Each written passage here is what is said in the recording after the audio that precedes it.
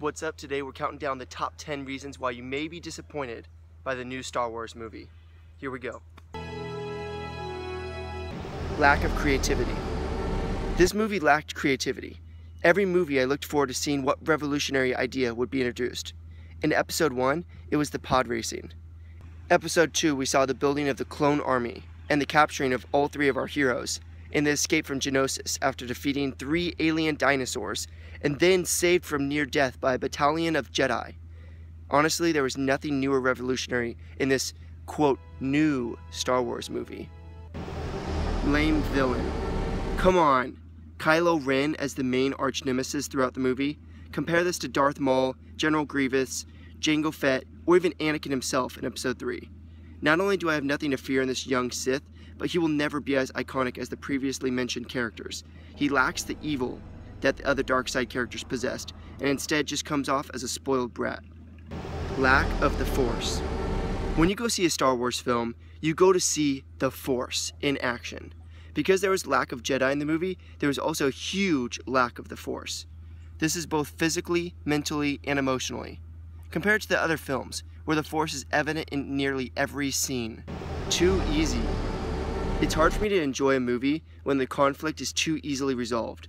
Female protagonist Rey, who has never been trained in the Force, is able to defeat a Sith in training, Kylo Ren, who has clearly mastered certain elements of dark side control, such as stopping laser bullets mid-shot. No Yoda.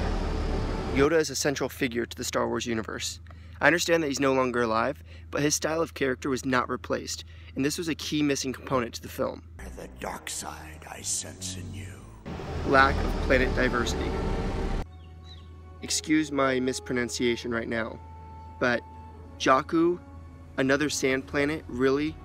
One of the reasons I enjoy Star Wars so much is because I really do feel like I'm escaping to another reality.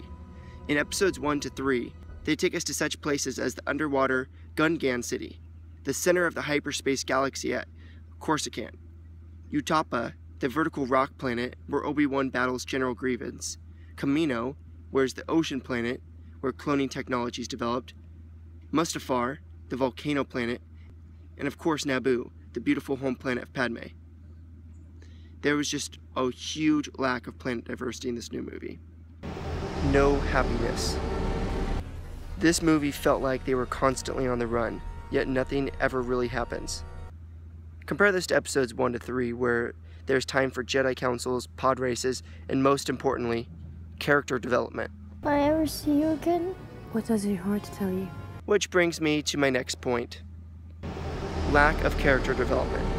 This whole movie is just a giant build-up for what's to come, but lacks character development along the way. What drove Kylo Ren to the dark side? What makes Finn randomly so good? What is his backstory? Who is this Rey girl and what is her story? Even the bonds between the characters aren't deep. I wasn't even sad when Han Solo died because he had no connection to characters, aside from Chewie. He apparently hadn't seen his wife in years, was estranged from his son, and the audience had very limited time to actually connect to his subpar character. Oh yeah, and randomly a whole planet of people are destroyed that we're supposed to care about, although we haven't seen them the entire movie, aside from a 3-second clip when their planet's being destroyed. No Jedis. Another main reason I watch Star Wars is to escape to the world of Jedis. This movie was almost completely void of Jedi presence. It's like a black hole in the universe swallowed them all up. But why and how? I get they're trying to build up the movies to come, but as a fan of Jedi, for all they do and what they encompass, I was very disappointed.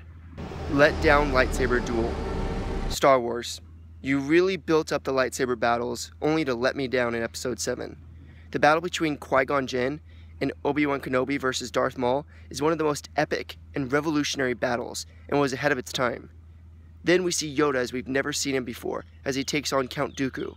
In Episode 3, we see something I can watch on repeat to the beat of Disturbed's song, Just Stop.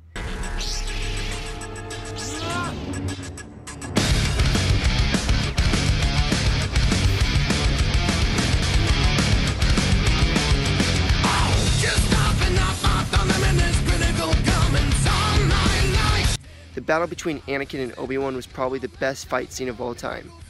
I get you might not be able to top that, but clearly it could have been better than what we watched in Episode 7.